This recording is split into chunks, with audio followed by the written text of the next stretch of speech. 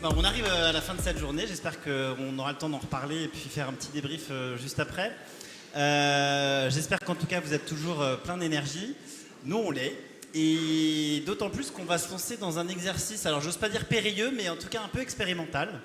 On voulait conclure cette journée avec déjà un format un peu différent et puis surtout partager cette énergie que vous allez nous communiquer malgré la maladie. Mais en tout cas les idées qui je trouve sont éclairantes dans cette période un peu obscure, un peu sombre. Donc ce format il va être un petit peu différent. Alors déjà vous voyez on est très peu nombreux, on n'est que 2 intervenants. Je précise que Mathieu et Laetitia ne se connaissaient pas avant de s'être parlé il y a une semaine, donc rien n'est préparé. Pour être honnête, je ne sais pas où ça va nous conduire, mais je sais que ça va nous emmener dans une très belle direction et qu'il y aura beaucoup d'enseignements qui va partir de ce débat. Ce débat se voulant être à la fois entre eux, mais avec vous. Donc on va aussi faire quelque chose de plus interactif encore que ce qu'on a fait depuis le début de la journée. Et vous allez devoir aussi être mis à contribution. On fera l'exercice juste après, mais vous allez participer à des sondages en ligne à plusieurs reprises. Donc restez éveillés. Je vais vous expliquer ça dans une petite minute. Ce sera différent parce que pour finir, ça me tenait à cœur de conclure à la fois avec de l'espoir, avec du positif. C'est un petit peu comme ça aussi qu'on a conclu la journée, mais je pense que c'est un moment qui, étant très sombre actuellement, nécessite encore plus de lumière et plus de clarté et plus d'envie pour avancer. Et on a la chance d'avoir des personnes qui sont déjà fondamentalement très optimistes et très volontaires et qui, par ailleurs, et c'était le deuxième point, on voulait finir avec vraiment une prise de hauteur, mais très très hélicoptère. Et je vais présenter rapidement ensuite Mathieu Dardaillon et Laetitia juste après. Mais vous avez fait tous les deux un choix assez fort de faire des pas de côté. Alors je vais présenter vos parcours parce que vous avez tous les deux finalement des parallèles dans vos expériences de vos parcours qui sont assez marquantes et que j'ai révélé en fait en vous croisant tous les deux. Donc vous êtes tous les deux des entrepreneurs quasiment dans l'âme. Donc toi, je peux commencer par toi Laetitia, tu as été créatrice d'une entreprise dans la tech, dans la cybersécurité, que tu as dirigée pendant de longues années. Toi Mathieu, tu as fondé Ticket for Change il y a aussi 10 ans, que tu as fait croître et grandir dans cet environnement. Donc vous avez été aux manettes, vous avez voulu agir aussi en tant qu'acteur et agisseur de l'économie et au service de l'impact. Alors vous avez tous les deux aussi eu des bascules ou des prises en compte de ces sujets-là. Alors toi, c'est arrivé très tôt puisque c'était une société à impact que tu as voulu créer. Toi, Laetitia, c'est arrivé un peu plus tard et à travers, alors je pense, un chemin personnel, mais aussi une formation que tu as suivie chez nous il y a 2 ans, 3 ans maintenant, où tu as reconnu l'importance d'aller te tourner vers des préoccupations plus larges que les préoccupations traditionnelles du business. Et puis, ce qui est le plus remarquable, c'est que tous les deux, finalement, vous avez emprunté un chemin et une réflexion personnelle très parallèle. Vous avez fait ce choix que je trouve extrêmement courageux de bifurquer, alors que vous aviez des carrières et des parcours de vie professionnelle qui étaient tracés plutôt empreints de succès et d'opportunités.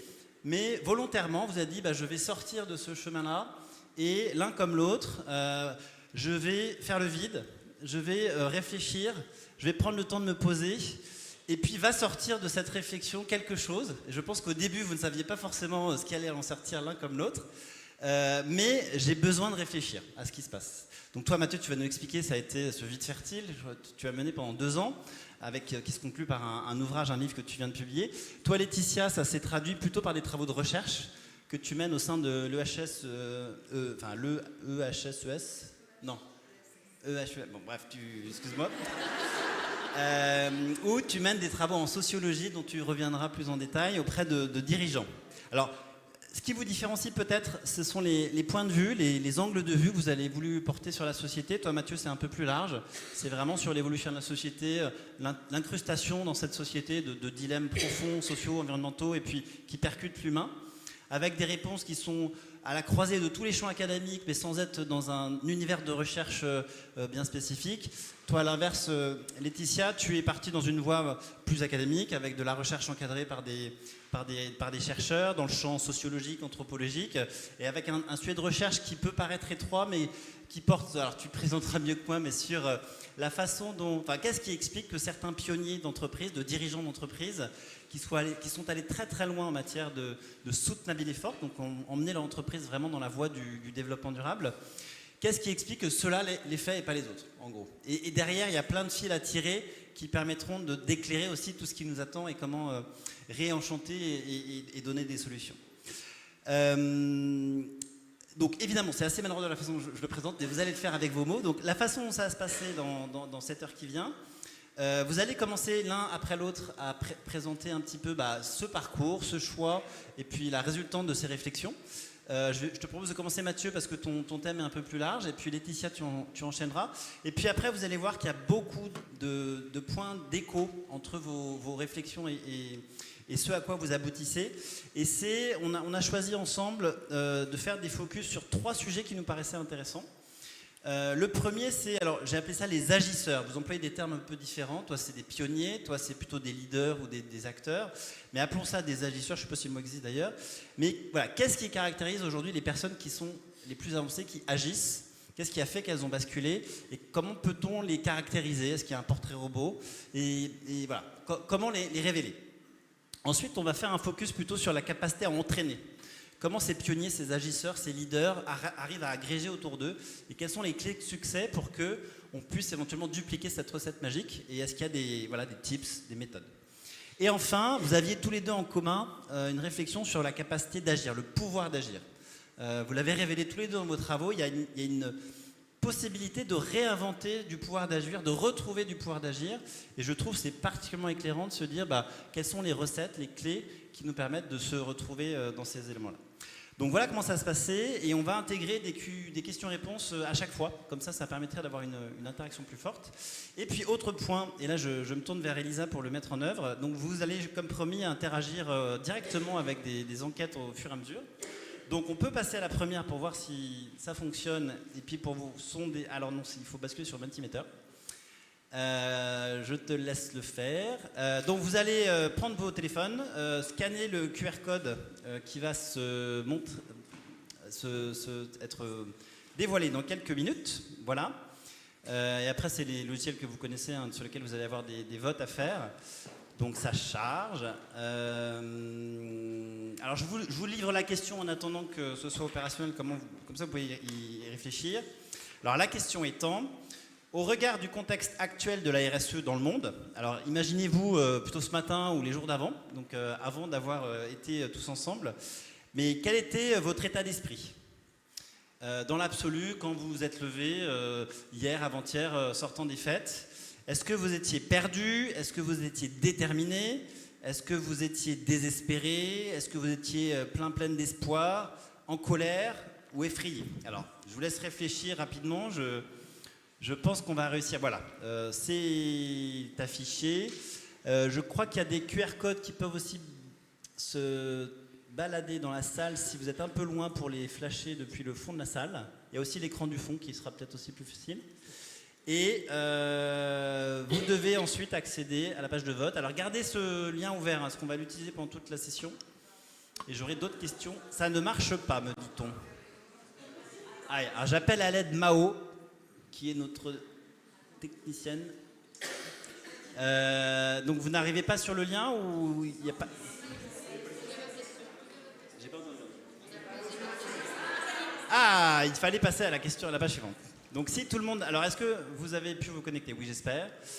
Allez-y, on fait un test et puis ce sera la question pour vous lancer et voir un petit peu quel était votre état d'esprit général. Donc on est à une 50aine de votes là, on va attendre un petit peu.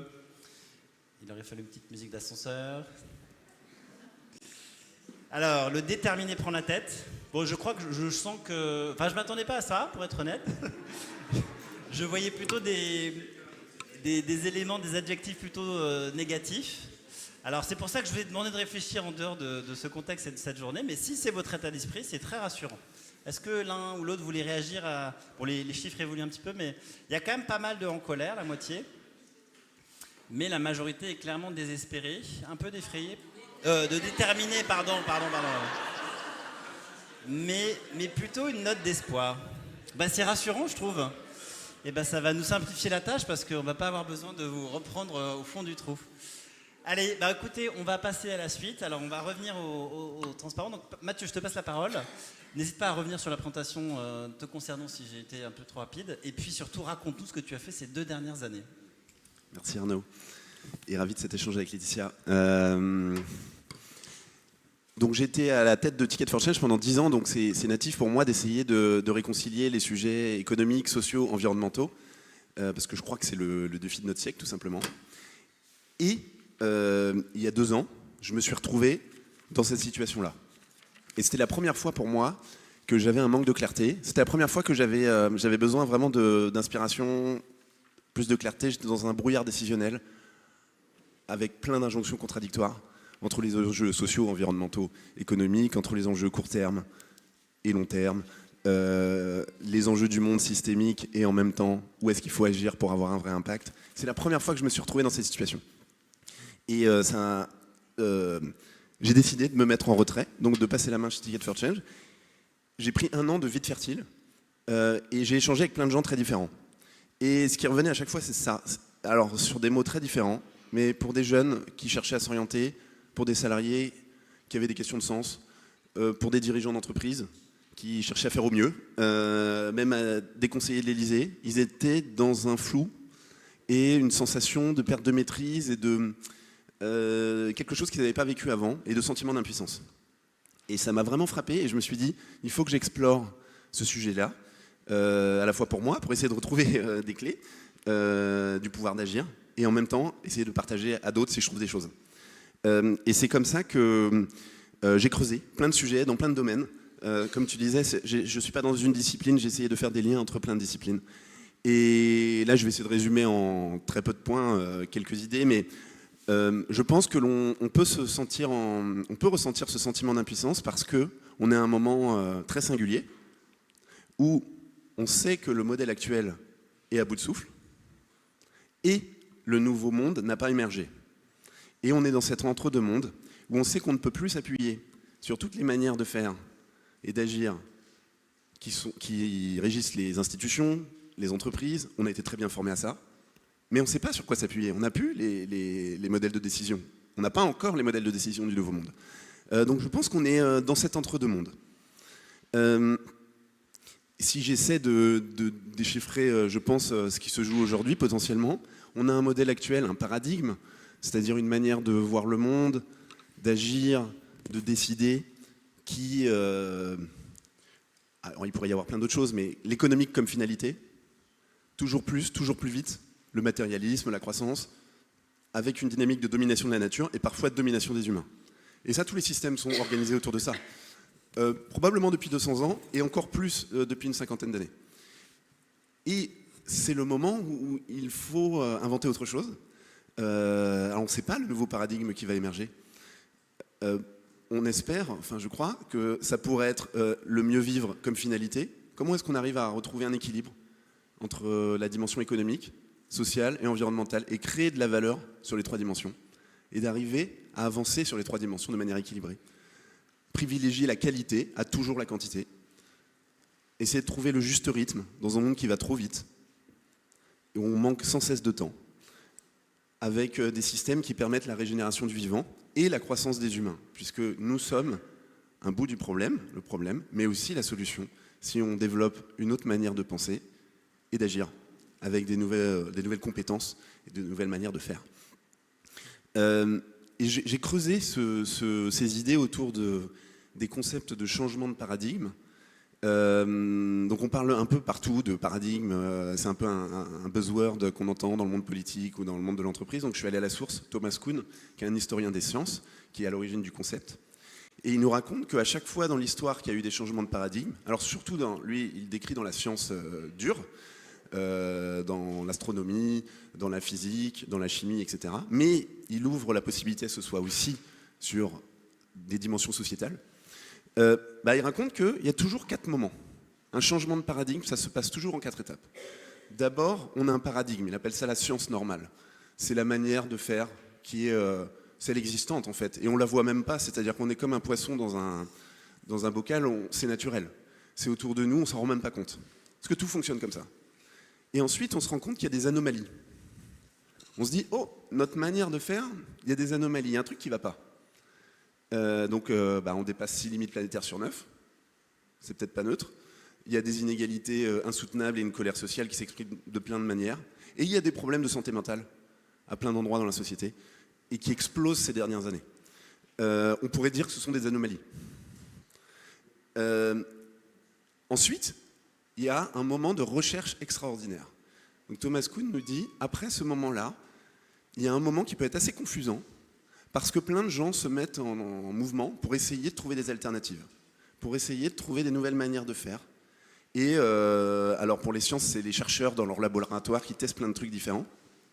Et pour moi, on se situe à cet endroit-là où peut y avoir profusion de courants de pensée sur tous les sujets de réinvention du monde de l'entreprise, de labels, de manières d'aborder des entreprises différemment et du rôle de l'entreprise dans le monde.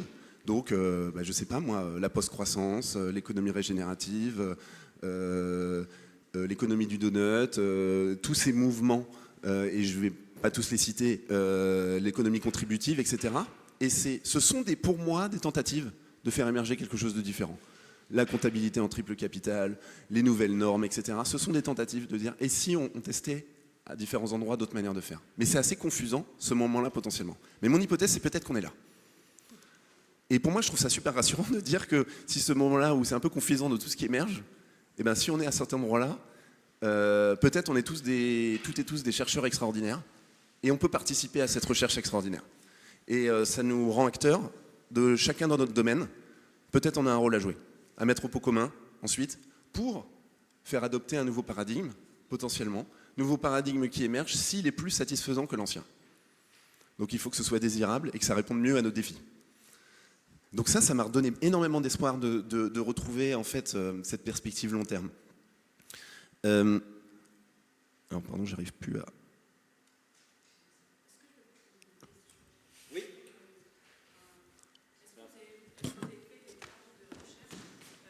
Comment a été construit en fait l'ancien modèle?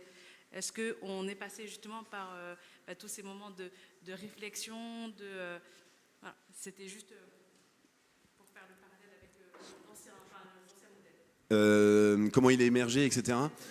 Ça se joue...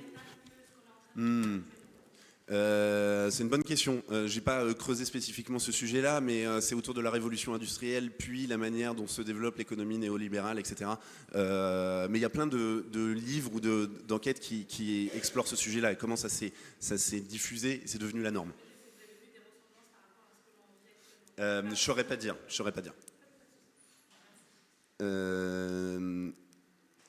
Pardon. Et donc, pour moi, on doit on vit dans cet entre-deux-mondes, potentiellement, où on vit cette zone de turbulence, où on doit se serrer les coudes, s'entraider les uns les autres, et puis se muscler, entre guillemets, pour les années qui viennent. Parce que peut-être ça va durer une décennie, deux, on ne sait pas en fait. Et donc on est dans cet entre-deux-mondes, peut-être de recherche extraordinaire. Et donc c'est ça aussi qui crée le flou. Et donc quel peut être notre rôle à chacune, chacun? C'est d'essayer de mettre le maximum de notre énergie, de chacune de nos prises de décision, pour faire plutôt émerger le nouveau monde que de renforcer l'ancien. Dans nos marges de manœuvre, à chacune, chacun, chaque fois qu'il y a une décision, comment est-ce que je peux faire émerger le nouveau monde au mieux? Avec idéalisme et pragmatisme dans les marges de manœuvre que j'ai. Mais je crois que c'est le défi aujourd'hui. Et c'est comme ça que pourra émerger une nouvelle société, une nouvelle manière de faire. Donc la théorie du point de bascule montre que pour changer un système, il n'y a pas besoin de 100% des gens. Il y a besoin d'une minorité très engagée, très bien connectée à différents mondes. Donc il y a besoin qu'il y en ait dans le monde de l'entreprise, dans le monde associatif, dans le monde politique. C'est ça qui est important. Il faut qu'il y ait des pionniers dans toutes ces dimensions-là. Et par exemple, s'il n'y a pas des pionniers dans le monde de l'entreprise, on n'y arrivera jamais. Ça, c'est une évidence. Mais dans tous les domaines, la finance, la comptabilité, le marketing, etc. Dans tous les domaines, et on a tous un rôle à jouer d'être peut-être des innovateurs, de défricher à quoi peut ressembler ce nouveau paradigme. Voilà, en quelques points, j'ai essayé de résumer quelques points de choses qui m'ont redonné de l'espoir en fait par rapport au moment qu'on pouvait vivre. Merci Mathieu. Alors on aura le temps de poursuivre dans les idées que tu évoques dans ton livre. Laetitia, si j'emploie les mots de Mathieu, tu es une chercheuse extraordinaire. Tu fais partie de ces gens qui proposent et qui identifient des façons différentes de procéder, qui veulent prendre le temps d'y réfléchir. Même question qu'à Mathieu, qu'as-tu fait ces 2 dernières années ? Merci Arnaud. Depuis 18 mois, je suis retournée sur les bancs de l'école des hautes études en sciences sociales, le HESS, ici à Paris, pour venir poser une question avec les outils de la recherche, mais une question qui partait d'une intuition de mon expérience de terrain, de mon expérience de dirigeante de PME, autour de la place et du rôle des dirigeants d'entreprise dans la transition des entreprises elles-mêmes, avec cette conviction forte que pour transformer les entreprises, il fallait travailler sur leurs acteurs, et un de ces acteurs incontournables me semblait être la grande famille des dirigeants, cadres dirigeants d'entreprise. J'ai donc approché l'école des hautes études en sciences sociales parce que j'étais passionnée d'anthropologie et que je me sentais en tant que dirigeante un petit peu bloquée dans un système de croyances, dans des dilemmes, quand moi-même j'ai commencé à réfléchir à la stratégie RSE de notre entreprise, formée ici par Ecolearn. J'avais bien le sentiment d'avoir compris tous les enjeux, mais de me trouver un peu limitée dans mon pouvoir d'agir, dans ce que je pouvais réellement prendre comme décision. Pourtant, j'étais dirigeante exécutive de mon entreprise, donc a priori j'avais une grande liberté avec mon associé pour faire des choses, mais je me sentais bloquée et je me suis dit mais qu'est-ce qui bloque? Et cette question un peu triviale de qu'est-ce qui bloque est devenue un projet de recherche dans lequel j'ai décidé d'aller voir des dirigeants pionniers qui eux avaient déjà fait beaucoup de pas en avant dans des démarches de soutenabilité très avancées, où ils étaient allés mettre vraiment les enjeux écologiques et sociétaux au centre de leur modèle d'affaires, au même niveau de responsabilité que les enjeux économiques qu'on porte en tant que dirigeant, de pérennité de l'entreprise, de profit. J'ai décidé d'aller les rencontrer pour comprendre comment eux, ils s'y étaient pris. Et pour comprendre si sociologiquement, on pouvait identifier des récurrences, des ingrédients, des leviers, des choses qui pourraient venir aider ensuite à mieux former, mieux accompagner ou mieux se transformer nous en tant que dirigeants. Donc ce pas de côté, je l'ai fait en prenant un temps long de recherche, encadré par des chercheurs professionnels qui ont l'habitude de réfléchir avec des outils sociologiques. C'est beaucoup de plaisir d'abord de pouvoir faire ça, et ça prend la forme d'une enquête de terrain. Donc, j'ai choisi une vingtaine de dirigeants, tous secteurs d'activité confondus. Mon échantillon contient des dirigeants d'entreprises de 10 salariés et la plus grande entreprise a 4000 salariés. Il n'y a volontairement pas d'entreprises de grandes multinationales, de très grands comptes. L'échantillon se limite aux PME et ETI. Et je vais les rencontrer et puis je leur fais raconter leur parcours de vie. J'étudie pas tellement finalement comment fonctionne leur entreprise, ça c'est un préalable, j'ai identifié qu'ils étaient dans un chemin de soutenabilité assez avancé, mais je leur fais raconter par la technique du récit de vie ce qui s'est passé dans les années précédentes, ce qui les a amenés à faire ce métier, ce qui a de la valeur pour eux dans leur travail. Et ensuite, je porte une analyse là-dessus, au niveau du parcours de vie, pour identifier ce qui se passe. Et je remonte ça en termes de capacité spécifique, de capacité. On pourra revenir sur ce mot, désolé, c'est un peu du jargon sociologique, mais on y reviendra après quand on parlera du pouvoir d'agir, je pense. De capacité que ces individus-là ont développé peut-être un peu avant les autres, mais qu'il serait peut-être possible de transmettre et de développer chez d'autres aussi. Et le fond de toute cette pensée, c'est de réfléchir au métier de dirigeant lui-même, à toute la complexité qu'il y a dans la décision d'un dirigeant, d'une dirigeante, parce que c'est vraiment ça qui m'intéresse, c'est d'aller creuser cette complexité et le pouvoir d'agir qu'il développe ou qu'elle développe face aux enjeux économiques, écologiques, sociaux, sociétaux qu'ils doivent traiter au quotidien dans leur entreprise. Voilà. Bon, alors là vous avez bien marché parce que vous avez fait un teaser assez monumental de la suite. Donc le premier thème, parce qu'on a envie de savoir quelles sont les réponses à toutes ces questions. Le premier thème, ça va être, je l'ai appelé les agisseurs. Donc toi tu as parlé de pionniers, de leaders, en tout cas de personnes qui jouent un rôle particulier à ces moments que tu as très bien montré avec ton schéma un peu particulier. On va basculer à nouveau sur le Mentimeter et on va vous poser la deuxième question en guise de chauffe. Pour vous, alors je vous pose la question puis vous les allez avoir à l'écran. Pour vous, quels sont les acteurs clés qui peuvent faire avancer les entreprises vers la durabilité? Avec ces différentes réponses, est-ce que c'est les employés, les dirigeants, les administrateurs TRIS, les représentants syndicaux, les hommes politiques, les acteurs de la société civile, les citoyens, citoyennes, consommateurs, j'ai fait un seul bloc. Donc dites-nous, voilà, qui est le mieux placé pour faire bouger les entreprises? Je vous laisse répondre. Et puis je vous laisserai peut-être commenter les uns les autres ces résultats. Et puis après, je vous poserai quelques questions pour avancer dans ce sujet. Alors on le voit, il y a deux... Oui, il y a un petit peu de segmentation. Donc il y a deux colonnes très très fortes auxquelles je ne m'attendais pas pour la deuxième. Mais les dirigeants, dirigeantes, indéniablement, vous leur reconnaissez un rôle particulier. Et les citoyennes, consommateurs, consommateuses, enfin consommatrices, pardon. Les représentants syndicaux, alors absolument pas de rôle à jouer. C'est dommage, je pense que c'est pas tout à fait le cas. Les hommes politiques, bon, on est dans une période qui démontre qu'effectivement, c'est pas forcément le levier le plus fiable. Qu'est-ce qu'on voit? Oui, les administrateurs. Okay. Bon, ça a l'air d'être stabilisé. Donc oui, un consensus fort sur les dirigeants, dirigeantes, qui sont les personnes que tu as particulièrement approchées ces derniers temps. Là, une réaction peut-être à chaud sur ce que vous en retirez. Allez-y. Non, mais je partage, enfin en tout cas, je partageais cette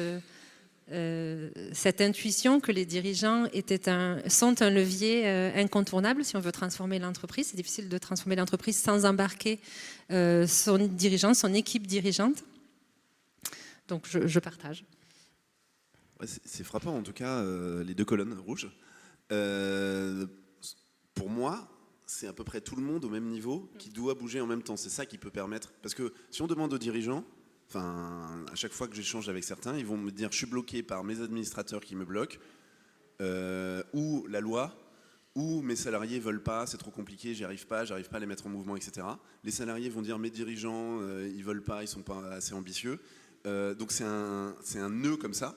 C'est très bien théorisé par le triangle de l'inaction, notamment, où on a besoin que, alors ce qui est frappant, c'est la politique, mais en tout cas de sortir de ce triangle où on a besoin des entreprises et des dirigeants, mais aussi des consommateurs.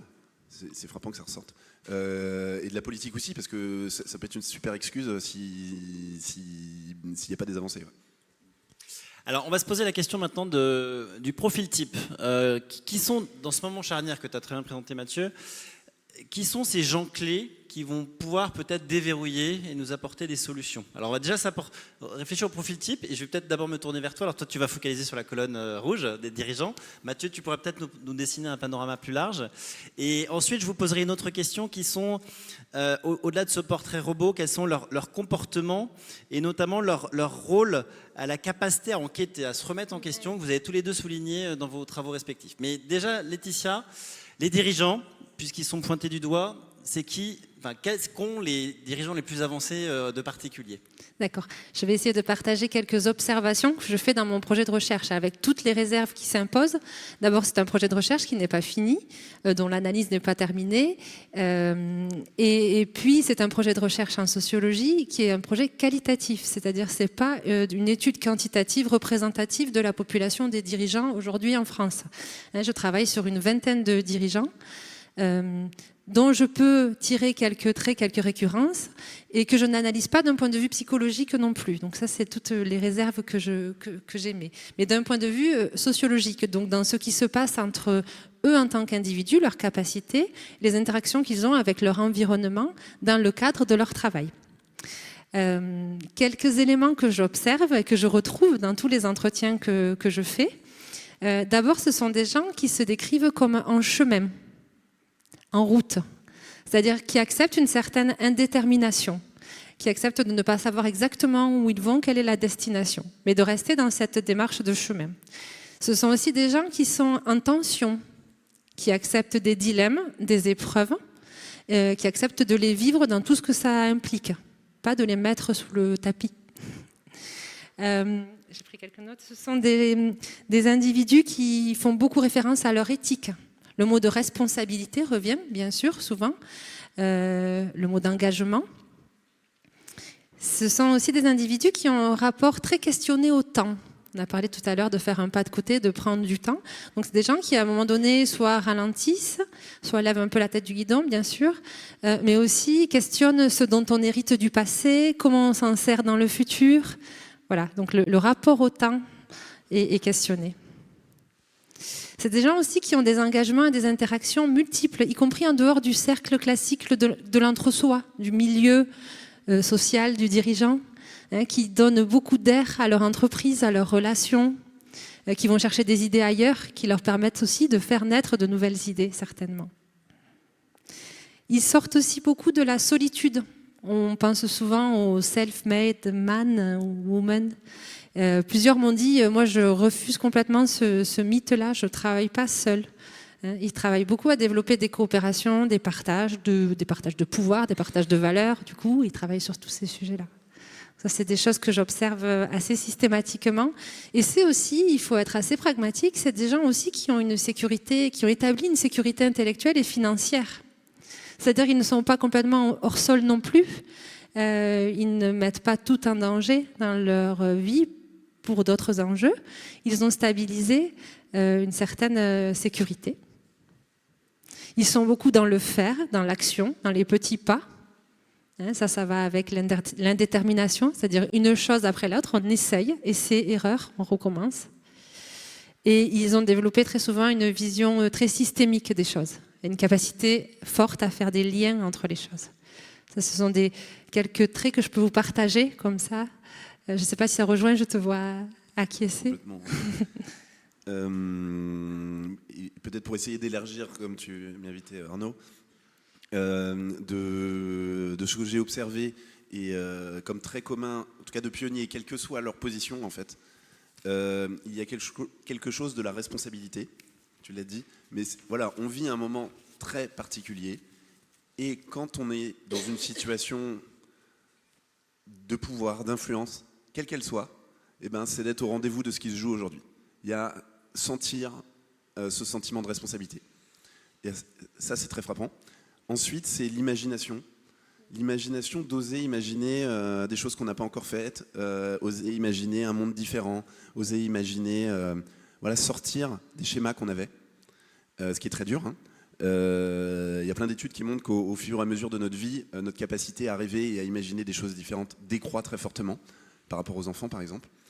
Il y a quelque chose du courage de se mettre en mouvement sans avoir toutes les réponses et de faire de son mieux, de partir à l'aventure et de dire voilà, je sens un sentiment de responsabilité, j'imagine qu'on pourrait aller vers là-bas et on y va. Et on ne sait pas exactement ce qui va advenir, mais le courage de se mettre en mouvement, parce qu'on n'a pas encore les réponses. Et c'est aussi l'humilité, je pense pour finir, l'humilité de se dire que c'est à plusieurs, en fait, collectivement, qu'on va trouver les réponses. Et c'est sortir aussi on sort d'un monde qui était assez balisé, où on pouvait prévoir, et on pouvait faire des projections. Là, on rentre dans un monde incertain, très complexe, et c'est l'humilité de dire j'ai besoin de vous aussi, à ces salariés, à toutes ces parties prenantes. Donc il y a quelque chose d'une ouverture et d'une très forte humilité de dire je n'ai pas toutes les réponses. On se met en mouvement, mais on va apprendre sur le chemin. Par contre, on sait qu'on se met en mouvement. Il y a une chose, tu en as déjà bien parlé Mathieu, mais qui était très en écho dans vos réflexions respectives, c'était ce que tu appelais toi Laetitia, la capacité à enquêter. Et auquel on peut associer l'idée d'humilité aussi, de savoir que je ne sais pas mais que j'ai besoin d'avancer.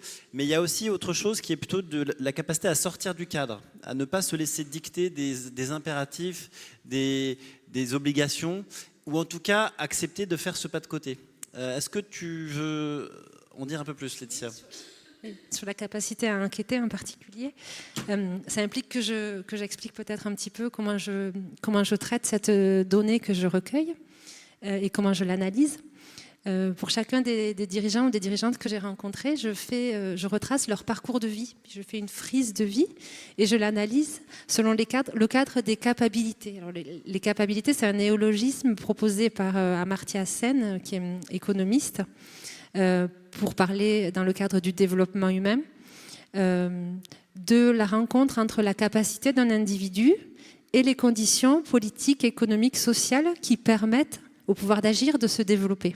Et moi, cette approche qui m'a été proposée par ma directrice de recherche m'intéressait beaucoup dans le cadre des dirigeants pour arriver à comprendre ce qu'il se passe entre, d'une part, des réalisations de valeur, des choses que les gens font et qui ont de la valeur pour eux. Je donne un exemple, un dirigeant qui me raconte à tel moment, j'ai mis en place un management participatif horizontal dans mon entreprise pour faire collectif différemment, ça a beaucoup de valeur pour moi.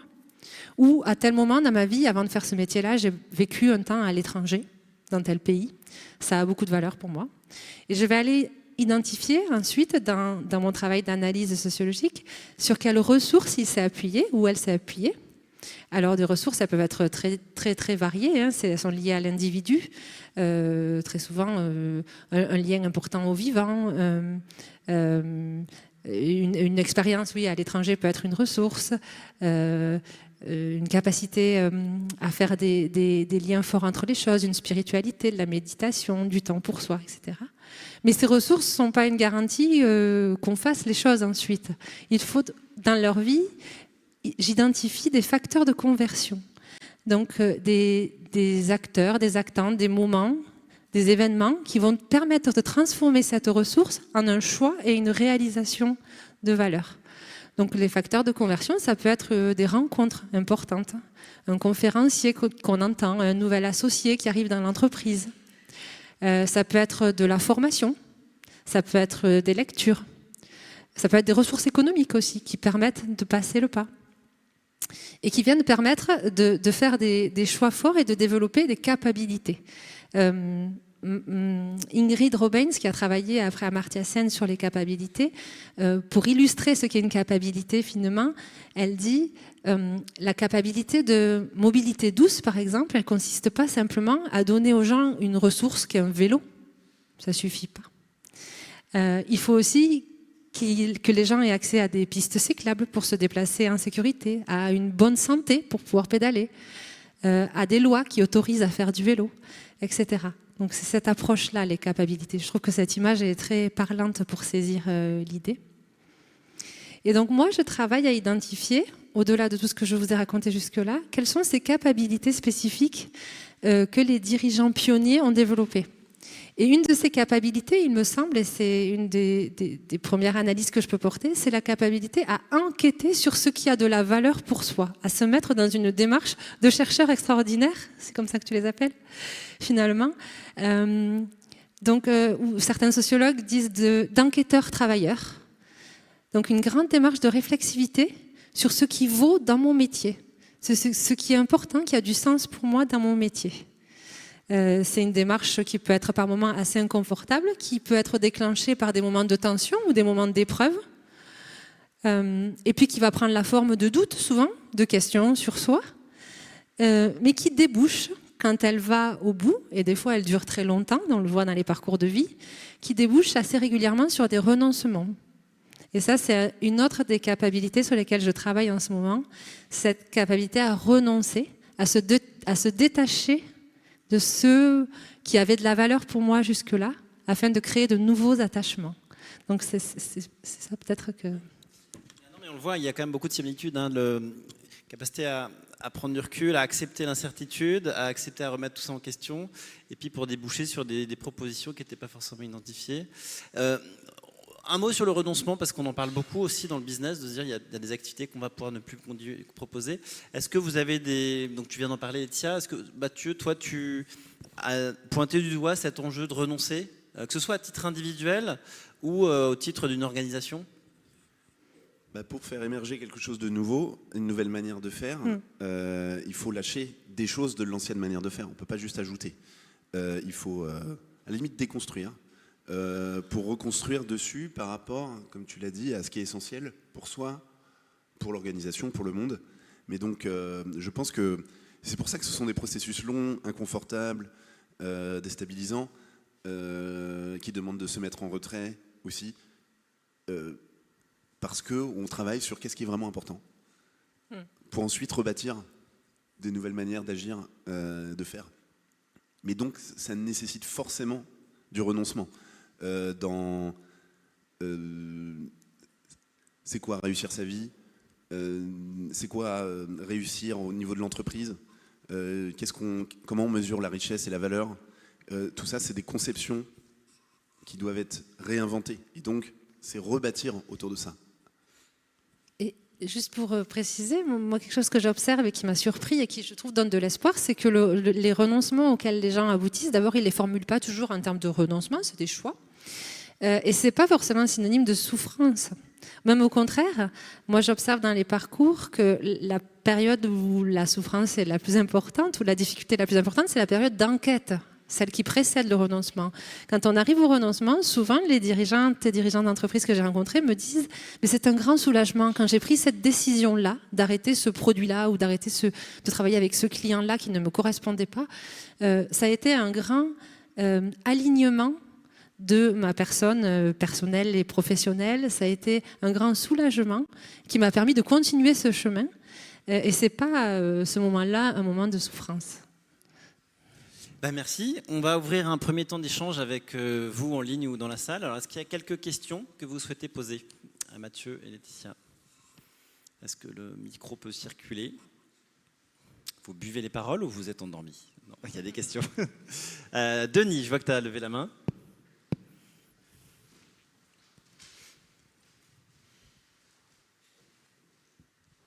Didier, je suis désolé. Ok, je regardais le tableau là, des résultats de l'enquête. En politique 2, c'est curieux de réponses uniquement, alors qu'actuellement, pour faire avancer ces données, cette démarche de RSE, c'est quand même la réglementation qui fait avancer les choses fortement. Donc si les politiques ne sont pas dans le coup, certes sous influence des citoyens, pour l'instant, je pense que ça va poser problème. S'il n'y a pas de règles actuellement, de réglementation, on n'avance pas. Est-ce que, alors, on a entendu, pardon, le son n'était pas très bon, mais Didier pointait la question de la réglementation. Alors, on vit une époque un peu particulière où il y a beaucoup de soubresauts. Est-ce que toi, dans tes enquêtes, Laetitia, comment la question du réglementaire a été abordée?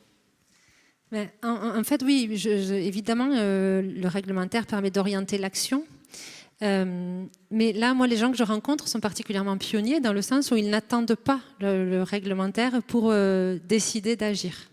Et ce que je trouve intéressant dans leur démarche, et on parlera de pouvoir d'agir, c'est qu'ils n'attendent pas que ça vienne de l'extérieur pour prendre des décisions fortes pour leur entreprise, pour eux-mêmes, etc. Donc ils vont de l'avant et ils deviennent vraiment acteurs de la durabilité de leur entreprise, même en dehors de toute réglementation qui leur imposerait certaines choses. Alors après, ils réclament certainement, ils demandent à ce que la réglementation vienne appuyer pour que ensuite la valeur de ce qu'ils créent soit reconnue et partagée par tous les autres dirigeants et entreprises, y compris dans leurs concurrents.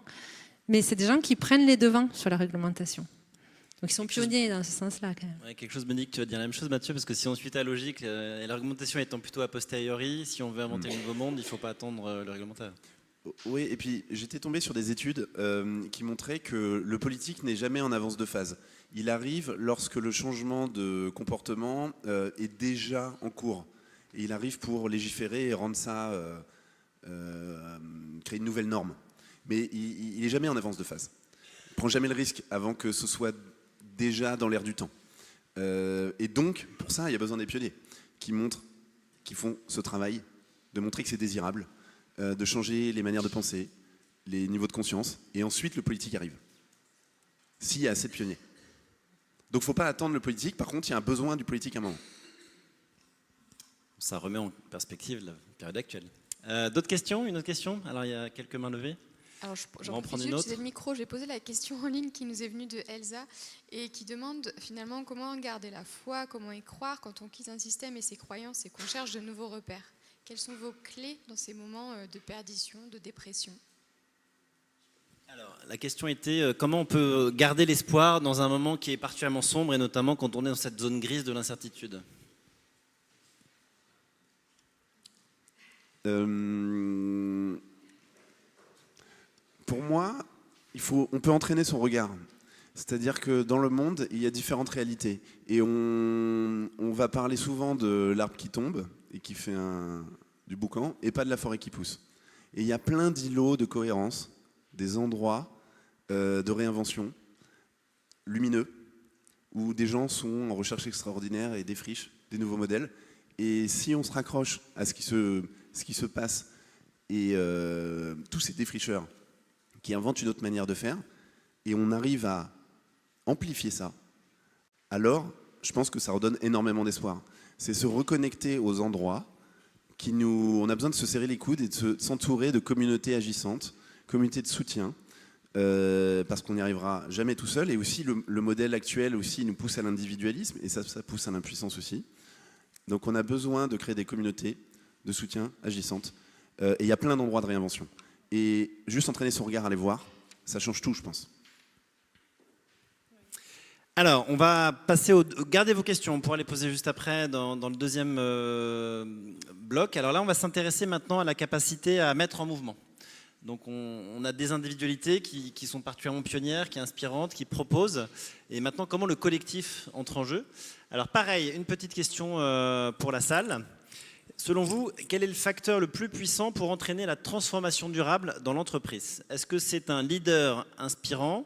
Est-ce que c'est une vision claire? Est-ce que c'est un discours, un argumentaire convaincant, ce qu'on appelle les nouveaux récits? Est-ce que c'est un engouement collectif partagé auprès des équipes, numéro 4? Ou est-ce que, numéro 5, une force de pression externe, et typiquement la réglementation, une demande client, une pression fournisseur ou autre?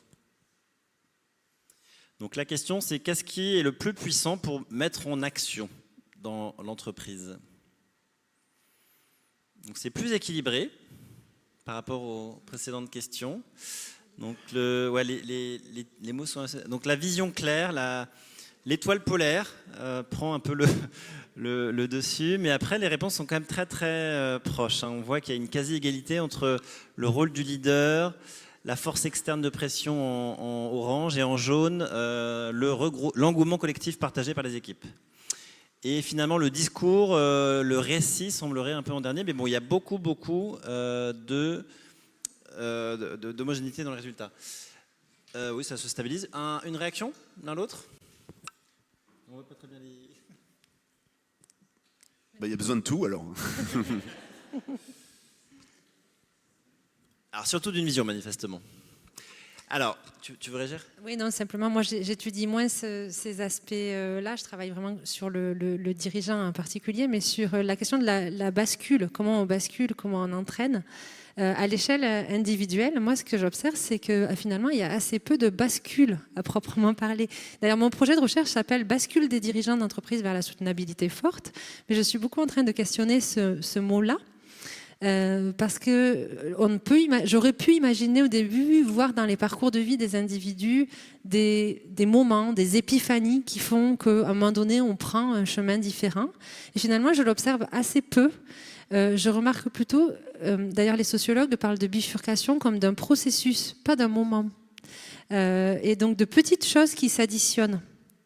Donc dans cette démarche d'entraîner aussi, c'est intéressant de se dire tout ne se joue pas sur un grand raout à un moment donné, mais vraiment c'est des petites choses dans cette démarche d'enquête qui, les sociologues disent, viennent des séquences d'actions plus ou moins imprévisibles qui viennent avoir des conséquences plus ou moins irréversibles et qui entraînent petit à petit une bascule, une transformation vers l'enquête, vers le renoncement, etc. Donc je trouve que ça m'a surpris dans ce que j'observe et à la fois c'est assez rassurant de se dire bon, il faut du temps, mais petite chose après petite chose, on avance vers un nouveau paradigme certainement qui est long à mettre en place et qui peut entraîner les autres.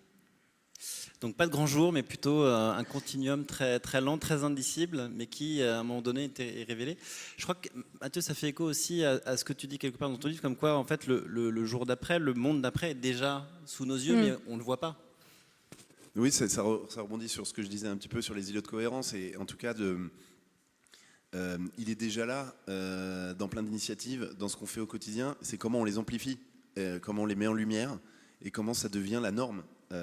Mais au fond, il y a des espaces d'émergence partout de ce nouveau monde, dans toutes les entreprises, dans le monde politique aussi. C'est juste, il faut mailler et déployer. Alors c'est justement la question sur cette deuxième partie, ce deuxième chapitre. Est-ce que vous avez des trucs et astuces, des réflexions à partager sur cette capacité d'entraînement? On le voit, il y a manifestement à l'initiative quand même beaucoup de choses qui sont de l'ordre de l'individuel, de leaders, de pionniers éclairants. Comment on fait pour agréger alors, ces îlots de cohérence, ces démarches, et comment on entraîne plus largement jusqu'à l'effet de bascule que tu présentais en introduction? Je crois que on ne peut pas convaincre les autres. La seule manière d'engager, c'est de montrer l'exemple et de donner envie. Et donc pour moi, et c'est tout le sujet d'aujourd'hui, pour moi le leadership, c'est la capacité à faire émerger un monde qui n'existe pas, un futur qui n'existe pas. Et du coup, ça demande de à la fois imaginer quelque chose de différent, c'est-à-dire admettons on a un modèle A, avoir la capacité à se dire et si, ce serait quoi notre modèle demain? Modèle B, mais tout de suite de l'incarner. Parce qu'il y a plein de leaders qui vont parler d'une nouvelle vision, mais qui au quotidien vont être dans les anciens schémas. Et donc il n'y a pas de congruence, d'intégrité. Ça coule. Et donc la seule manière de donner envie, c'est d'incarner une nouvelle manière d'être et de faire. Donc d'incarner ce nouveau modèle B, au mieux, hein, avec aussi nos vulnérabilités et faire de notre mieux. Mais en tout cas, de donner à voir, d'être dans le nouveau paradigme. Et je pense que fondamentalement, le défi du leadership, c'est de faire émerger des leaders. Et vraiment, à la fin, on a réussi lorsqu'on a fait émerger plein de leaders du nouveau paradigme.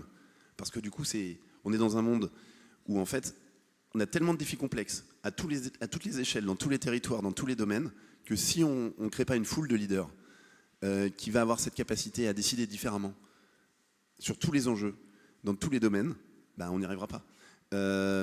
Et pour ça, encore une fois, je pense que c'est en montrant l'exemple et en donnant envie. Il n'y a que comme ça que je pense on permet aux gens d'avoir envie de suivre. On ne peut pas convaincre les autres, c'est pas par des arguments. Laetitia, alors je sais que c'est un sujet qui est moins dans ton champ de recherche, mais est-ce que tu as vu, notamment dans la dimension sociologique, de l'entraide ou des relais qui permettent à ces pionniers de s'appuyer et d'avancer en n'étant pas seuls? Est-ce que tu vois des mouvements collectifs émerger dans ces parcours exemplaires? Ce que je vois, ce que j'étudie, ce que j'essaie de comprendre, c'est s'ils pratiquent leur métier de leader, leur métier de dirigeant, dirigeante différemment. Pour l'instant, je n'ai pas de réponse définitive sur ce sujet, mais j'étudie différentes dimensions du métier de leader. Et il y en a une qui peut être intéressante ici, c'est celle de coopération. Il me semble que dans les nouvelles façons de pratiquer le métier de dirigeant chez ces dirigeants pionniers, la coopération et le partage sur plein de sujets est vraiment central dans la façon de travailler. C'est nouveau paradigme, nouvelle façon de faire, sortir un peu de la solitude, de se dire je vais y arriver moi tout seul, jusque-là j'ai toujours tout fait. Et je vais partager à la fois mes questionnements, je vais partager ma vision, ça c'est ce que c'est faire un leader, mais je vais être très concret sur là où je vais le mettre en œuvre et mener cette bataille dans un esprit de coopération. En tout cas, moi j'observe ça. Quand on préparait ce point entre nous, Mathieu, tu m'as spontanément parlé du concept de Sénius. Est-ce que tu veux nous en dire un mot? Ouais, j'ai été fasciné en découvrant ce concept de Sénius. En fait, il y a des chercheurs qui ont étudié pourquoi dans l'histoire il y a des grandes périodes où il y a un certain nombre de personnalités et de grandes innovations, grandes inventions. Par exemple, Athènes avec Socrate, Platon, Aristote, et puis des avancées dans la mathématique, la philosophie, etc. Ou la Renaissance, évidemment, ou la Silicon Valley, mais aussi le Paris des années 20 avec Coco Chanel, Chagall, Hemingway, etc. Et donc, ils ont donné un nom. C'est Brian Eno, le musicien britannique, qui donne un nom, Sénius. Sénius, c'est la contraction de scène, une scène, et genius. Et donc, ce sont des écosystèmes de talents qui font émerger un génie collectif. Et ce qui est intéressant, c'est qu'il y a d'autres chercheurs qui ont regardé les caractéristiques communes Et pour moi, un des défis peut-être de l'époque, c'est d'arriver à créer un CNUS de la transition, au sens large. Je vais vite, mais en gros, dans les caractéristiques, ça ne veut pas dire que s'il y a toutes ces caractéristiques, ça marche à chaque fois. C'est juste qu'à chaque fois, il y avait ces caractéristiques qui étaient réunies. Un, il faut une diversité d'expériences et de membres dans le CNUS. Par exemple, à Montmartre, après les années 20, c'était après la Première Guerre mondiale, et c'était la friction positive entre les Américains et les Français qui faisait que c'était très créatif. Il faut qu'il y ait des gens très différents. Il faut que les gens se respectent, les membres se respectent. Ça ne veut pas dire qu'ils soient tous amis, etc., mais il faut qu'il y ait un respect mutuel et une émulation. Il y a besoin que les idées circulent très vite. Donc il faut qu'ils se rencontrent et que les idées circulent, que les innovations, que les outils, que les bonnes astuces passent. Quand il y a une innovation qui émerge, toute la scène se revendique. Il n'y a pas des jalousies à certains endroits, c'est tout le monde bâti sur les innovations qu'il y a. Il n'y a pas d'acteur qui dit vous allez travailler là-dessus. Tout ça, c'est émergent. C'est pas centralisé, ça. Ça s'incarne dans des lieux symboliques. Les agoras à Athènes, les ateliers florentins pour la Renaissance, les garages pour les Silicon Valley. Peut-être il faut inventer des nouveaux lieux aujourd'hui. Et c'est ça qui est passionnant, c'est que les CNUS, ils émergent toujours pendant ou après des périodes chaotiques. Parce qu'on arrive toujours après un plus jamais ça. Maintenant, on se serre les coudes et on avance ensemble et on partage la connaissance et on fait émerger quelque chose de nouveau. Donc moi, j'ai trouvé ça fascinant, ce concept-là. Et peut-être on peut s'en inspirer pour créer des écosystèmes de talents et d'innovation et de partager la connaissance dans cette recherche extraordinaire. Et c'est que comme ça qu'on arrivera à faire advenir le nouveau monde. En entendant ta description, qu'on vit probablement des instants de CNUS. Enfin, il y a beaucoup des critères qui sont, alors ici ou ailleurs, mais il y a quand même beaucoup de communautés qui se retrouvent, qui partagent dans le respect, dans la bienveillance, dans la spontanéité. Donc manifestement, encore une fois, c'est un message pour dire tout ça est déjà en place. Simplement, révélons-le et voyons-le. Intéressant. Une réaction peut-être, on passe la parole à la salle. Des questions à poser sur ce concept de mise en mouvement collective. Oui, une question ici. Mao, si tu veux bien passer le micro. Et puis j'ai vu Cécile au fond qui a levé la main tout à l'heure aussi. Là, dans le couloir.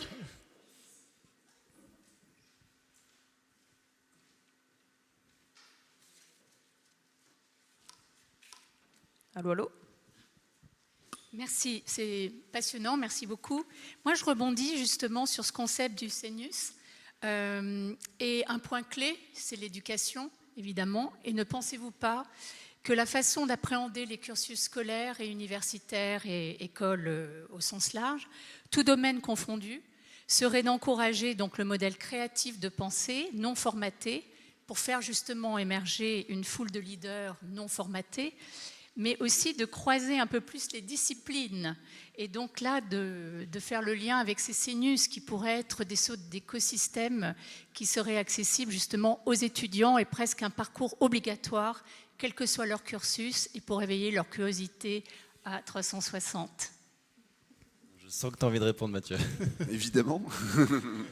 Non, mais c'est sûr que tout part de l'éducation, en tout cas de la manière dont on a pu développer nos capacités, nos talents aussi, de découvrir nos talents, nos compétences, et puis une curiosité pour inventer des nouveaux modèles. Mais c'est sûr qu'à la base, peut-être le premier endroit où il faut transformer les choses et sur lesquels on va pouvoir s'appuyer, c'est de transformer l'éducation, ça c'est sûr.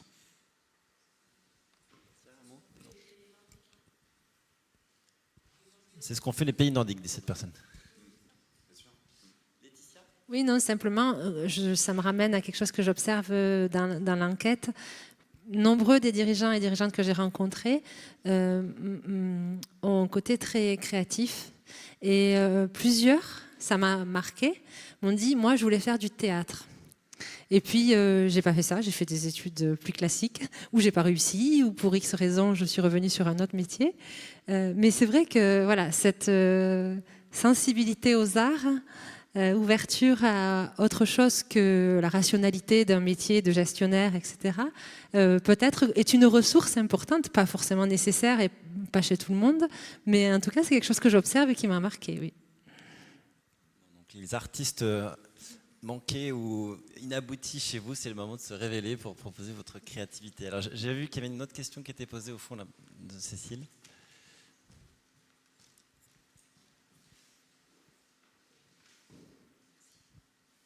Oui, merci, ouais, c'est passionnant. Et moi, j'avais une question sur la capacité de ces dirigeants à prendre des risques. Parce que je trouve qu'on en rencontre des gens qui ont une vision, une envie, mais quand il s'agit de vraiment passer à l'étape d'après, agir, des fois, ils ont du mal. Ils n'osent pas parce que derrière, ils pensent à la pérennité de leur entreprise, au job de leurs salariés, etc. Et ça peut freiner. Et donc, je voulais savoir comment ces dirigeants que vous avez suivis ont cette capacité à oser finalement et à prendre le risque. Eh bien, je vais peut-être vous surprendre, mais ce n'est pas une caractéristique spécifique des pionniers. C'est même une caractéristique assez générale du dirigeant que de savoir prendre des risques. Après, dans quel domaine on prend le risque et dans quoi on s'aventure, là on peut discuter, mais la capacité à prendre des risques, à s'aventurer, à innover quelque part dans son modèle, etc., c'est quand même quelque chose d'assez répandu dans la population des dirigeants. Alors après, ce qui est particulier chez les pionniers, c'est ce que les sociologues appellent l'innovation par retrait, qui ramène à l'idée de renoncement. C'est-à-dire que souvent, l'innovation, la prise de risque dans l'entreprise, elle est pour ajouter une idée, quelque chose de nouveau, un marché, etc. Et les individus que j'observe sont plutôt dans la logique d'enlever quelque chose, de retirer, ce qui est assez peu intuitif par contre pour le monde de l'entreprise et le monde de l'économie en général. Et on appelle ça l'innovation par retrait, qui consiste du coup toujours à revenir à cette démarche d'enquête sur ce qui a de la valeur, se détacher de quelque chose qui n'a plus de valeur, le retirer pour mettre quelque chose à la place qui a dorénavant de la valeur pour nous. Voilà ce que je peux commenter. Bien. Tu as vu une main se lever ? Oui. Alors vas-y.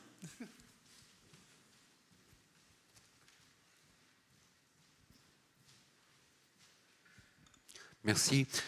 Une question-réflexion qui m'est venue au moment où vous dressiez le portrait de ces dirigeants agisseurs, transformeurs, et qui m'est revenu quand vous avez commencé à parler de ces endroits, ces lieux, ces sinus dans lesquels peut émerger une démarche collective. Alors pour revenir à des choses concrètes et pour en avoir rencontré quelques-uns, que je pense que vous connaissez aussi, moi ça me fait vraiment penser à tous ces 150 dirigeants qui sont partis dans la Convention des entreprises pour le climat, la première génération, et qui ont fait le pas, et qui ont trouvé peu ou prou ce que vous décrivez là, peut-être aussi parce qu'ils étaient engagés plus vite que les autres, plus tôt, et pour avoir discuté avec quelques-uns d'entre eux, l'impression qu'ils m'ont laissé, c'est ça que je voulais partager avec vous, ils sont très peu nombreux, et je trouve que c'est vraiment une élite très particulière. Qu'est-ce que vous en pensez ? À quel titre une élite ? Est-ce que vous voulez juste compléter là-dessus ? Pour une élite parce qu'ils sont très peu, une élite parce qu'ils sont déjà privilégiés, comme le disait Laetitia. Une élite au sens où, effectivement, ils sont très peu nombreux, et ils ont, je ne sais pas exactement comment je vais le formuler, un petit quelque chose en plus. C'est un vocable à la mode. Chez les pionniers, il y a forcément un petit supplément d'âme. Dans le point de bascule, on a Malcolm Gladwell qui a étudié comment ça se passe un point de bascule. Il parle d'oiseaux rares. Donc évidemment, les premiers qui défrichent, ce sont des oiseaux rares. Évidemment. Après, tout l'enjeu, c'est qu'ils ne soient pas une élite isolée. Mais chacun entre dans la danse au moment où c'est possible pour elle et pour lui. Donc il y en a 150 qui ont commencé il y a un peu plus de 2 ans. Il y en a 1200 aujourd'hui. Donc 150 entreprises, 1200 entreprises aujourd'hui. Donc ça veut dire qu'il y a aussi un mouvement en cours, et dans plein d'autres endroits, dans plein d'autres initiatives qu'on pourrait citer, il y a ce mouvement en cours. Et puis tu disais tout à l'heure que c'était des gens qui avaient déjà, qui pouvaient s'appuyer sur déjà des acquis ou qui avaient déjà réussi. C'est ça le défi, c'est que si c'est que des gens qui ont déjà réussi dans le paradigme actuel, dans le modèle actuel, et qui maintenant enquêtent le nouveau paradigme, c'est là où il faut arriver à ce que chacun se sente concerné, donc était dans le nouveau paradigme, sans avoir forcément l'acquis des ressources actuelles. Je dirais qu'il ne faut pas sous-estimer ce qui est déjà là, en fait. Il y a beaucoup de choses qui sont déjà là. Les pionniers ont des ressources, effectivement, ils les ont mobilisées, ils ont fait des choix. Mais tout le monde a des ressources. Je pense que voilà, c'est cette enquête et cette réflexivité, quand on se met en chemin, quand on devient chercheur extraordinaire, qui nous permet de révéler ce qui est déjà là, tout simplement. Il n'y a pas tout à transformer, il y a beaucoup de choses qui sont là. Et peut-être en rebond, il ne faut pas sous-estimer aussi l'effet d'influence que ça peut avoir. Le fait de se mettre en mouvement, de donner à voir quand Mustela fait des renoncements. Donc ça, c'est un cas très concret de renoncement sur certaines activités qui n'étaient pas alignées avec une vision régénérative de leur activité, donc qui enlève une activité très rentable de lingette pour enfants, pour s'aligner avec ce qu'ils croient profondément. Et ça ouvre un possible pour toutes les entreprises qui regardent ça. Il ne faut pas sous-estimer l'effet d'influence que ça peut avoir. Merci. Alors on va passer au dernier chapitre et on va à nouveau vous l'ouvrir par une question. Alors, ce chapitre, et je sais que vous y tenez à cœur tous les deux, c'est cette capacité à agir, ce pouvoir d'agir. Question qu'on va se poser tous ensemble, toujours d'après vous. Qu'est-ce qui bride le plus le passage à l'acte de la transformation durable des entreprises aujourd'hui? Donc, sur quoi se heurtent aujourd'hui les entreprises? Est-ce que c'est le manque de sens, le manque de vision, de cap? Est-ce que c'est, numéro 2, les forces de rappel, qui peuvent être les pressions des actionnaires, des clients? Est-ce que c'est la force de l'habitude, la pesanteur du cadre fixé? En numéro 4, la peur du saut dans l'inconnu, l'inertie des organisations en 5, ou le refus, le rejet du changement?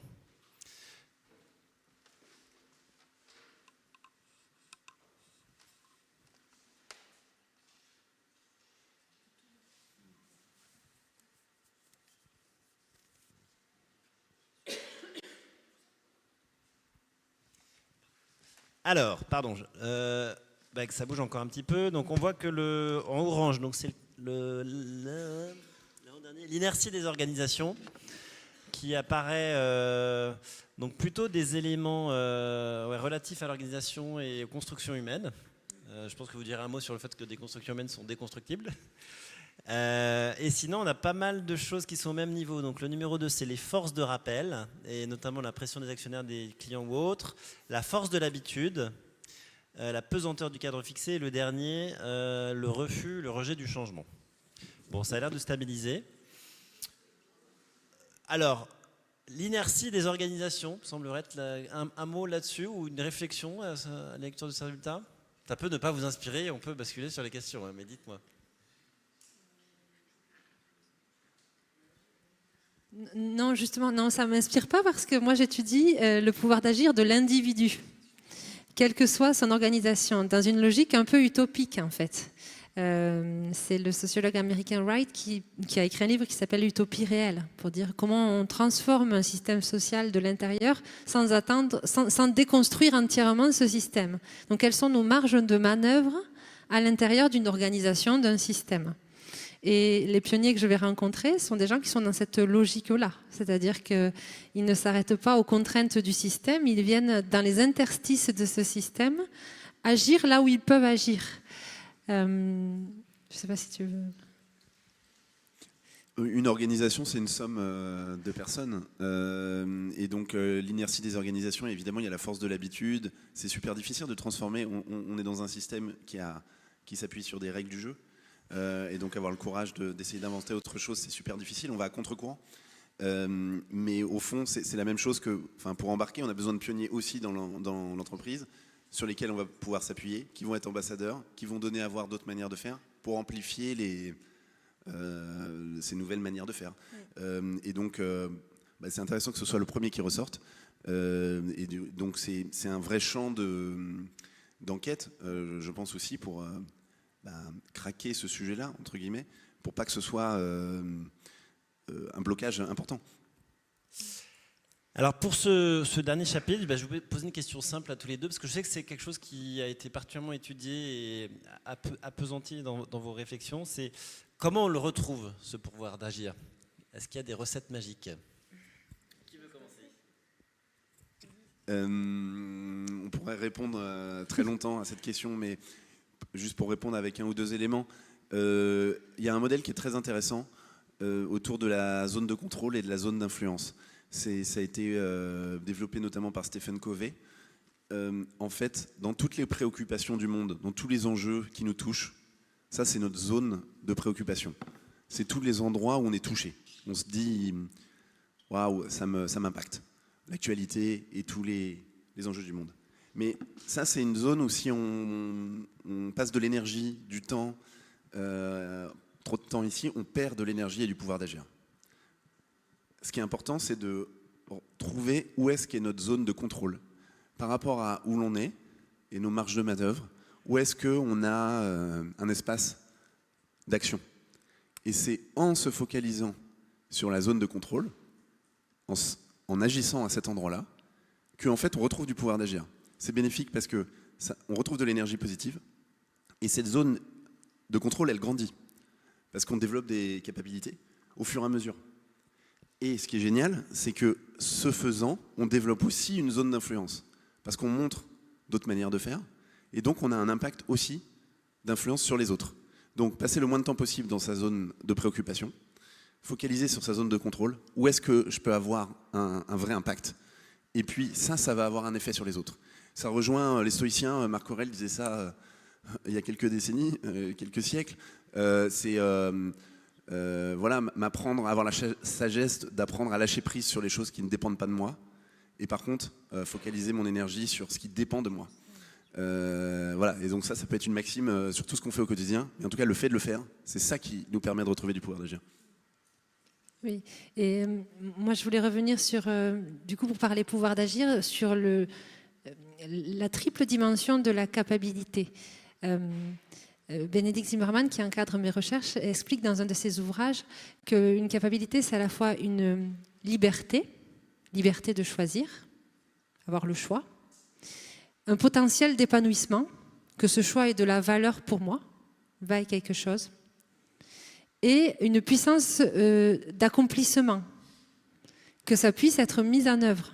Donc on revient là à la zone de contrôle sur laquelle on peut vraiment faire des choses. On peut être libre de beaucoup de choses, mais tant que ce n'est pas réalisé, le pouvoir d'agir n'est pas là. Donc cette dimension de, même si c'est une petite chose dans ma zone de contrôle, je prends du pouvoir d'agir en la mettant en œuvre, en quelque sorte. C'est une... Tu veux réagir? Parce que on avait en se préparant ce point, tu avais aussi évoqué le triangle de l'inaction. Tu l'as évoqué très rapidement dans ton discussion. Est-ce que tu veux en reparler et expliquer en quoi ça peut éclairer ce moment particulier et libérer un peu les énergies? Oui, c'est Pierre Pertout, qui est un professeur à l'ESCP, qui a théorisé le triangle de l'inaction, qui explique pourquoi on est dans ce moment d'inaction où souvent les entreprises montrent du doigt l'État et les consommateurs, les citoyens, que les citoyens montrent du doigt les autres en disant mais vous bougez pas, pourquoi ce serait à nous, et l'État pareil. Et donc tout le monde se bloque et entretient cette inaction. Donc tout le défi qu'on a, c'est pour ça que ça rejoint une question qu'on avait un peu avant. Comment est-ce que chacun des acteurs trouve ses marges de manœuvre et prend ses responsabilités sur là où il a de l'influence pour faire de son mieux et débloquer en fait. Le fait de se mettre en mouvement, ça débloque, ça encourage les autres et ça débloque. Mais si les trois types d'acteurs se mettent pas en mouvement en même temps, en fait ça va freiner forcément. Donc les entreprises et les dirigeants, je pense, ont aussi besoin de signaux verts politiques, même si c'est pas encore par de la réglementation, en tout cas d'encouragement, de signaux verts et de la réglementation dès que possible, et que les consommateurs suivent. Et ce qui est difficile aujourd'hui dans un contexte d'inflation, d'incertitude, etc. Donc on vit ce moment-là aussi où peut-être il y a un recul aussi d'engagement des consommateurs sur plein de sujets. Mais en tout cas, le sujet, c'est de transformer le triangle de l'inaction en triangle de l'action, où chacun va trouver ses marges de manœuvre et agir là où il peut agir. Moi, je vois chez les dirigeants et dirigeantes que j'observe que ceux qui sont particulièrement pionniers ont pris une décision que je formule aujourd'hui comme ça. Ils ont décidé quoi faire. Parce que finalement, en matière de durabilité, quand on prend l'ensemble des enjeux, c'est assez complexe du point de vue du dirigeant de se dire, OK, mais moi, sur la biodiversité, sur les enjeux climat, sur les enjeux de diversité, sur les enjeux de ma chaîne de valeur, etc., je fais quoi pour que ça soit cohérent et que ça fonctionne? Et comment j'embrasse tous ces enjeux? Ce que j'observe, à un moment donné, ils se sont posés et ils ont décidé quoi faire, même si ça ne couvre pas tout. Ils ont pris une décision dans leur zone de contrôle de moi, mon entreprise, on va faire ça. Et après, ils déroulent. Ils se mettent en action de dire, bon, comment on va faire ça? Et là, ils sont dans une sorte d'efficacité qui rassure, de petits pas et d'actions qui viennent l'une après l'autre. Et ça leur donne beaucoup de pouvoir d'agir que d'avoir décidé ce quoi faire. C'est une des pistes que j'étudie pour la suite de mes recherches, en tout cas une des intuitions que je vais creuser sur l'année qui vient. Eh bien, merci. Pareil, pour conclure, la parole est à vous. Donc, est-ce que vous auriez des questions à poser à Laetitia ou Mathieu? On peut prendre une ou deux questions. Allez-y.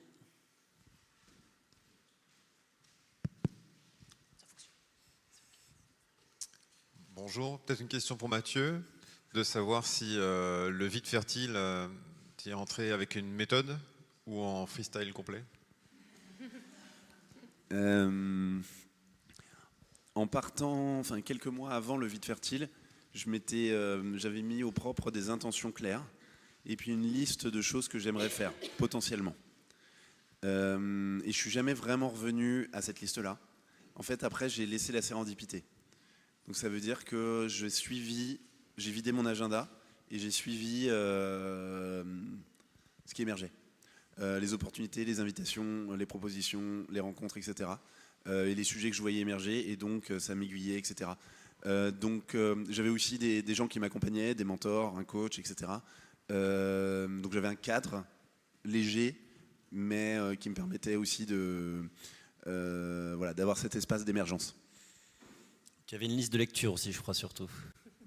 C'est sûr que sur toutes les dernières années, j'avais envie de creuser plein de sujets, et j'ai lu peut-être la moitié, un tiers de ce que j'aurais aimé lire, parce que ça passe très vite. Mais voilà, j'avais ce luxe-là d'investir du temps. Toi, peut-être, si on fait le parallèle, parce que vos parcours, encore une fois, sont très proches, Laetitia, comment ça s'est passé? T'avais un projet très en tête, ou ça s'est révélé petit à petit? Moi, j'ai très vite frappé à la porte de l'EHESS pour voir s'ils acceptaient un profil comme moi, très hybride, venant de l'entreprise, pour faire de la recherche. J'avais quand même cette idée vraiment d'aller faire, à ce moment-là de ma vie, de la recherche, ce que je n'avais jamais fait dans mes études. Donc, je me suis quand même assez vite embrigadée dans une démarche de chercheur, d'apprentie chercheuse, qui a orienté ensuite pas mal mes lectures, mes activités, mes rencontres et ma réflexion d'une manière générale. Donc je suis allée dans quelque chose de plus cadré peut-être, en tout cas au début. Alors on m'a fait des grands signes pour me dire de me dépêcher parce qu'on est un peu en retard. Et puis on ne faudrait pas retarder le moment où on pourra prendre un pot tous ensemble. Ce que je voulais pour conclure, c'était commencer par vous laisser un petit mot de conclusion chacun. Et le mot de la fin reviendra à la salle et je vous expliquerai comment.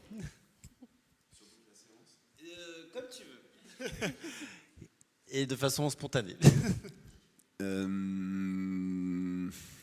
Donc, en tout cas, en résumé, moi, ce que je crois fondamentalement, c'est qu'on vit un moment très singulier de l'histoire où on peut se sentir très impuissant sur ce qui se joue. Et tout l'enjeu, c'est de se serrer les coudes ensemble pour continuer à mettre notre énergie à essayer de faire advenir ce nouveau paradigme. Qu'il ne faut surtout pas perdre espoir. Il n'y a que comme ça, avec ces oiseaux rares et en partageant ce qu'ils découvrent, qu'on peut faire advenir un monde différent. Donc c'est un message, il y a marqué société d'encouragement pour l'industrie nationale, encouragement pour l'émergence du nouveau paradigme. Moi, j'ai un encouragement aussi, parce que ça me porte beaucoup, c'est aller rencontrer les gens que vous admirez, dont vous trouvez les actions particulièrement engagées, admirables, etc. Et demandez-leur comment ils en sont arrivés là. Et en fait, vous verrez que ça permet de donner beaucoup d'énergie pour soi. C'est ce que je fais en allant rencontrer ces dirigeants. Et on se rend compte que ce n'est pas si extraordinaire, finalement, à la portée de beaucoup de monde. Et demandez-leur. Et ça vous nourrira beaucoup. En tout cas, moi, ça me nourrit énormément. Donc, c'est un conseil que je partage. Merci pour ces sages conseils. Donc manifestement, on était au bon endroit pour vous accueillir. Alors, je vous l'ai dit, le mot de la fin vous reviendra. On va passer à la dernière question. Là, c'est libre. Il n'y a pas de choix établi. Cette question est très simple. Voilà. Que retenez-vous de cette table ronde? Un mot, un petit groupe de mots. Et puis, on va voir le nuage de mots s'afficher. Normalement, si tout marche bien.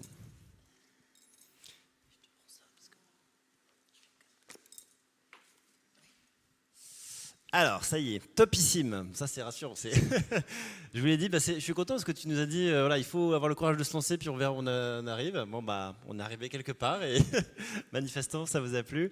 Espoir, courage, action, inspirant, inspirante. On voit beaucoup des mots qui sont très positifs, audace, chercheur extraordinaire. On va laisser ça tourner. Alors, pendant que vous répondez, je le fais parce que Mathieu n'osera pas le faire, il est beaucoup trop humble. Il vient de sortir cet ouvrage, Anti-Chaos, aux éditions Erol. C'est vraiment tout chaud, hein. Il y a quelques jours, il a fait le lancement officiel il y a 2 jours à la Climate House. Je vous le recommande chaudement. Moi, j'ai lu que le début parce que voilà, ça fait pas très longtemps, mais j'ai adoré ce que j'ai lu. Alors, tu appelles ça un livre boussole, et c'est exactement ça. C'est à la fois extrêmement limpide et clair. Tu as cette aptitude à poser en quelques mots des concepts ultra compliqués en se disant mais comment n'ai-je pu pas y penser avant, c'était aussi simple que ça de l'écrire.